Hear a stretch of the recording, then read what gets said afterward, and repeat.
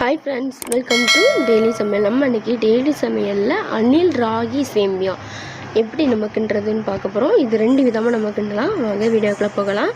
அதுக்கு நான் அன்றைக்கி 3 பாக்கெட் எடுத்துருக்கிறேன். அதை 2 வாட்டி தண்ணி வாஷ் பண்ணிவிட்டு ஊற வச்சுட போகிறேன் ஒரு 10 நிமிஷம். இப்போ பாருங்கள், முதல் தண்ணியில் இந்த மாதிரி வெட்டி நம்ம போட்டுக்கலாம்.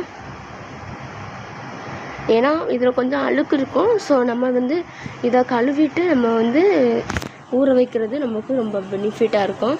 இப்போ பாருங்கள், இந்த மாதிரி தான் நம்மளால் அலச முடியும். ஏன்னா நமக்கு கொஞ்சம் ஹெல்த்தியாக 3 பாக்கெட் எடுத்துருக்கோம். அதே ஹெல்த்தியான ரெசிபி தான் இது. நம்ம வாரத்துக்கு ஒரு முறை உணவில் எடுத்துக்கொள்கிறது ரொம்பவே நல்லது.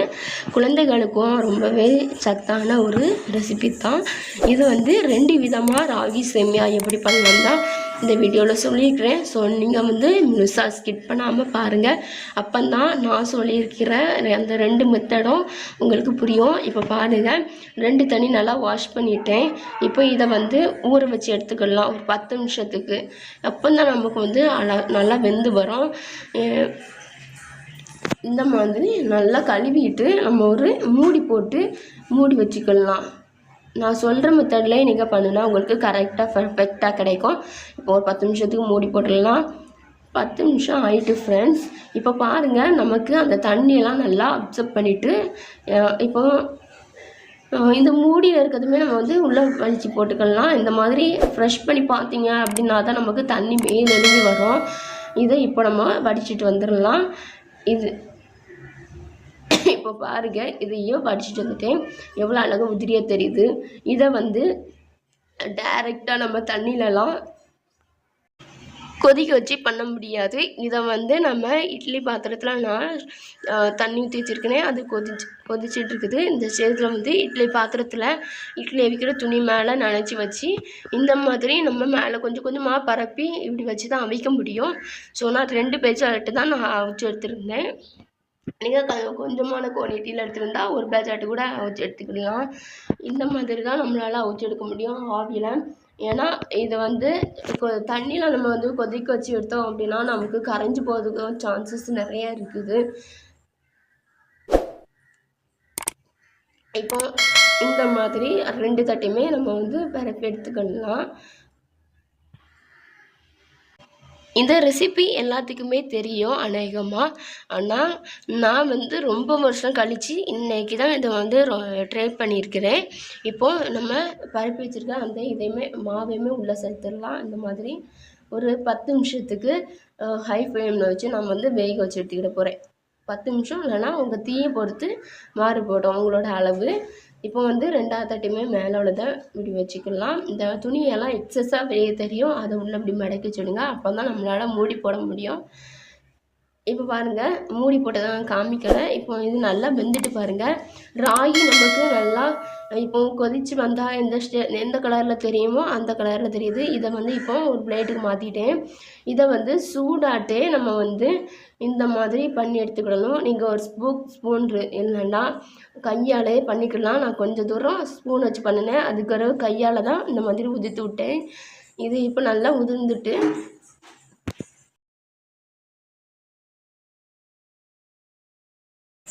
ஸோ இது மொதல் பேட்ச்சு. ஸோ இதில் நான் டிஃப்ரெண்ட்டாக கொஞ்சம் பண்ணியிருக்கிறேன்.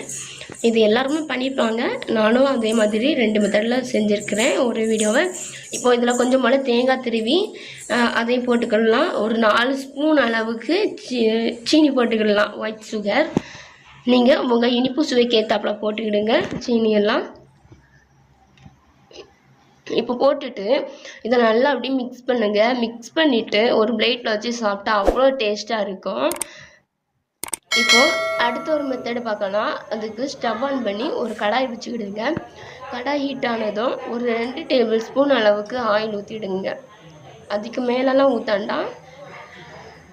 பாருங்கள் ஃப்ரெண்ட்ஸ், ஆயில் நல்லா ஹீட் ஆகிட்டு இப்போ இதில் 1 ஸ்பூன் அளவுக்கு கடுகும் உளுந்த பருப்பும் சேர்த்து எப்பவுமே நான் ஒரு டப்பாவில் ஸ்டோர் பண்ணி வச்சுருப்பேன், அதை சேர்த்துக்கிறேன். இப்போ இது நல்லா பொரிஞ்சதுமே இதில் வெங்காயம் மிளகாவும் நீல வாக்கில் கட் பண்ணியிருக்கிறேன். மிளகா 2 ஆட்டு நான் கீறியிருக்கிறேன். வெங்காயம் 1 வெங்காயத்தை சின்ன சின்னதாக கட் பண்ணி சேர்த்துருக்குறேன். ஸோ இதை நல்லா இப்போது நம்ம கண்ணாடி பதத்துக்கு வேக வச்சுக்கிடலாம்.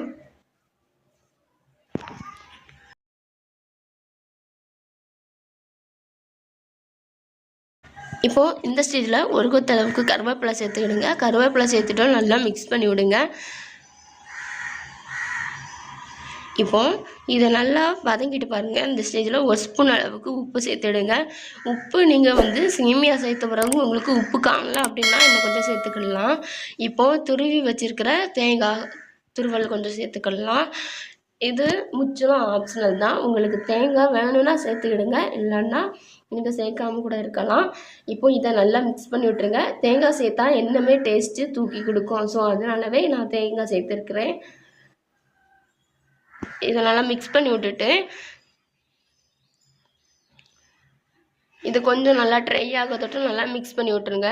இப்போது சேமியா சேர்த்துட்டேன். சேமியா வந்து சேர்த்துதான் எடுக்கலை. ஸோ இதை நல்லா மிக்ஸ் பண்ணி விட்ருங்க. அப்படியே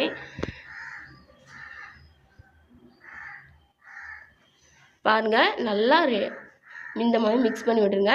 அவ்வளோதான், சூப்பரான ராகி சேமியா நமக்கு ரெடி ஆகிட்டு. இந்த வீடியோ பிடிச்சிருந்துன்னா நம்ம சேனல் டெய்லி சமையல் சப்ஸ்கிரைப் பண்ணுங்கள். பக்கத்தில் இருக்க பெல் ஐகானை கிளிக் பண்ணுங்கள். பாய். அடுத்த ஒரு வீடியோவில் சந்திக்கிறேன்.